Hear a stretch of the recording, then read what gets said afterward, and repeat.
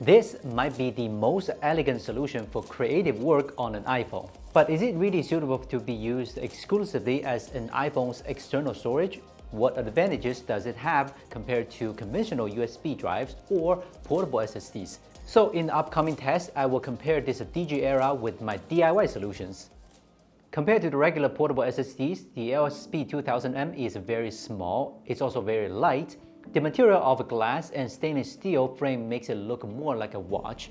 However, it would be cooler if it could display the remaining storage space on it.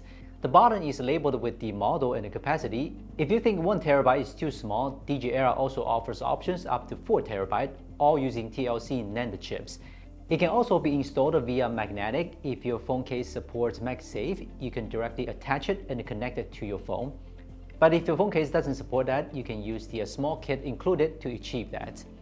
Before we get to the test, let's look at its configurations. It claims that this portable SSD uses Silicon Motion's SM2320, which is a USB 3.2 Gen 2 dual-lane portable SSD controller solution without DRAM cache. Compared to the conventional bridge chip plus SSD controller solution, it is theoretically more power efficient and can make the entire SSD smaller. This makes it more suitable for recording ProRes on the iPhone.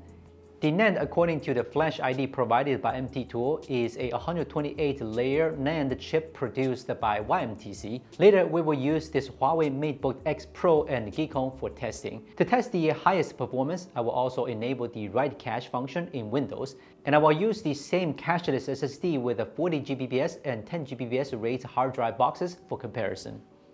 We first tested the power consumption of these portable SSDs on the highest rates interfaces they support, followed by the more conventional 10 Gbps and 5 Gbps.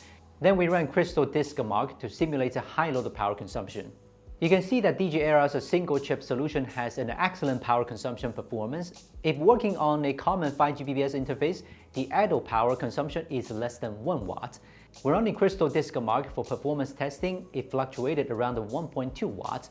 On 10 Gbps and 20 Gbps interfaces, the idle power consumption is also low. However, the DIY solution we compared is not as environmentally friendly, among which the USB 4 DIY solution in idle is higher than the Digiera in working, and the power consumption when measuring the speed on the 40 Gbps interface is close to 7 watts. Fortunately, all the portable SSDs we compared, whether in idle or high load states, the power supply demand did not exceed the upper limit recommended by Apple. But there's one thing to note, the current meter we use is not very accurate. If these portable SSDs have a shorter peak power consumption, we will not be able to detect it. Then in use, it is possible to see dropping or SSD not being recognized. Here we use the Crystal Disk Mark to test the peak performance under 3 usage rates and mix a read and write that represent real use.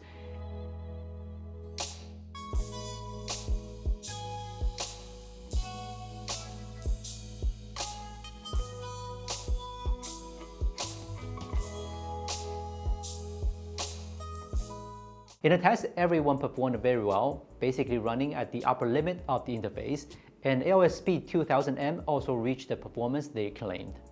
Now it's time to make it a bit more difficult. In this test, we will use HD True for full disk write to test whether these two devices can hold long-term continuous writing. In the test, the full disk write performance of LSP2000M was unexpectedly good. It took 11 minutes to fill the entire SSD, and the speed was very stable throughout the process. The test on the 10 Gbps port was also very stable, even if the iPhone 17 Pro that will be released next year support 8K 60 ProRes recording, this little guy can easily handle it. The 40 Gbps plan was very eye-catching at the beginning, but after writing a large amount of data, the speed suddenly dropped to 300, 400, and then even dropped to 200. This performance is obviously a bit behind LSP, and the temperature detected by Crystal Disk Info makes me worry whether it can survive in this test. The performance of the 10 Gbps plan is very conventional, but like the 40 Gbps plan, it will slow down after writing a certain amount of data. Also, this test will write a large amount of data in a very short time, which most consumers would never do. The following are the real application scenarios.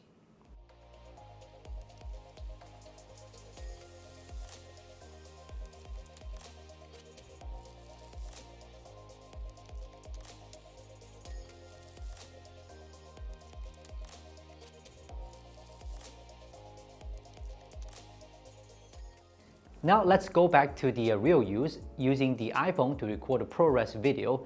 Digiera can be recognized in the File app, and you can watch the recorded video in the file, and there's no tearing or loss. The idle power consumption is similar to what we tested on the PC, and the power consumption in recording is lower than the previous test. 40 Gbps and 10 Gbps DIY solutions are the same as Digiera in terms of usage, but the power consumption is a bit higher, which results in shorter battery life of your iPhone.